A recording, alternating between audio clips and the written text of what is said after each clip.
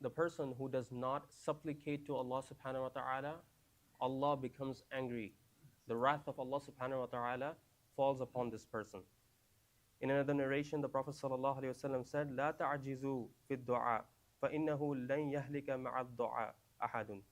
Do not despair with your supplications. When you ask Allah subhanahu wa ta'ala, you supplicate to God, do not despair that, oh, my supplications are not being listened.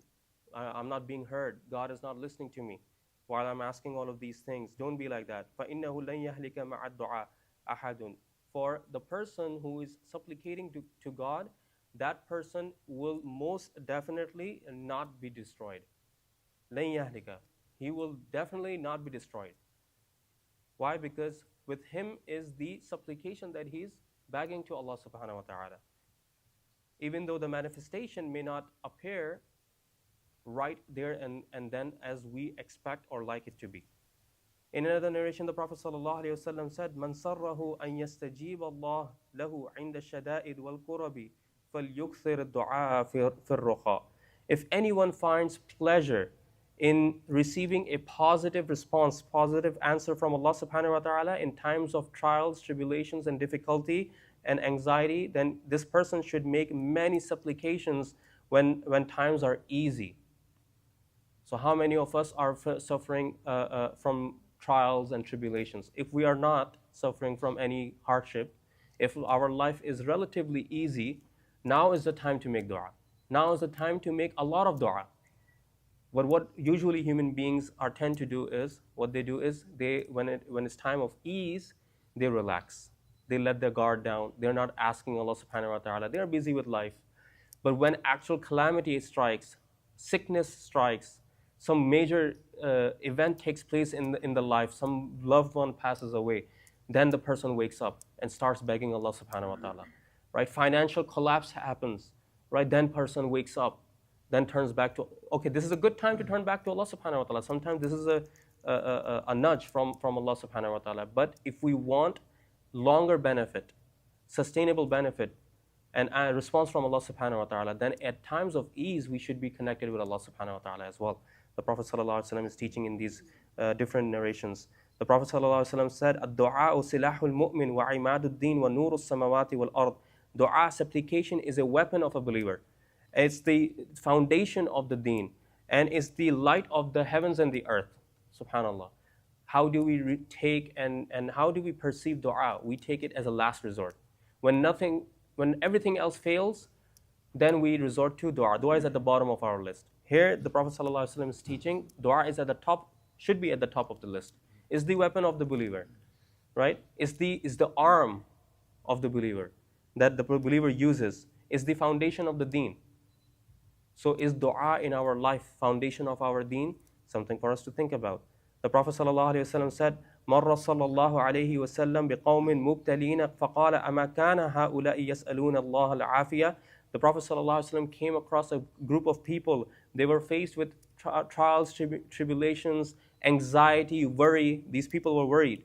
So the Prophet ﷺ asked, do these people not ask Allah subhanahu wa ta'ala for afiyah? We were just talking about afiyah, subhanallah, right? So what is afiyah? Afiyah is not just security. Rather, is the contentment of the heart. Yeah, this life is going to be full of trials and tribulations. They will come. Sickness will come. Financial challenge will come. Somebody will pass away close to our hearts. Disaster will occur. All of these challenges in life will come. But yet, in the face of disaster, will you have afiyah or not? That's the question. The contentment of heart, pleased with the qadr of Allah, the destiny that Allah has chosen for us. Will we be pleased with that? If we are, then that is afiyah. Because our iman is protected. But if we are not, we're not pleased with the qadr of Allah, we start questioning Allah subhanahu wa ta'ala, right? Sometimes a person's iman gets shaken and they start mocking Allah subhanahu wa ta'ala, accusing Allah subhanahu wa ta'ala. Na'udhu may Allah protect us from that kind of state, right? Afiyah is protection of all of that. And this is something that the Prophet ﷺ has repeatedly mentioned that we should be asking Allah subhanahu wa ta'ala for in the dua. And last hadith on this in this chapter is the Prophet ﷺ said, "Ma min Muslimin yansibu wajhahu lillahi ta'ala fi mas'alatin illa a'taha iyyahu imma an yu'ajjilaha lahu wa imma an yaddakhiraha lahu." If a Muslim, a believer, raises his face towards Allah subhanahu wa ta'ala with a request, with a dua, Allah surely fulfills his prayer. A believer's dua will be, supplication will be accepted. Either Allah subhanahu wa ta'ala will grant him or her immediately, or it will be stored for, the supplication will be stored for him as a treasure in the hereafter. And subhanAllah, in some other narrations, from other narrations, we learn that a person will stand on the day of judgment and he will he will be desperate for good deeds. He will be short on good deeds.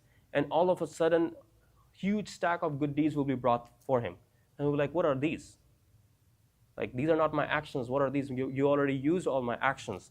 So he will be told that these are all the du'as that never get manifested in your life.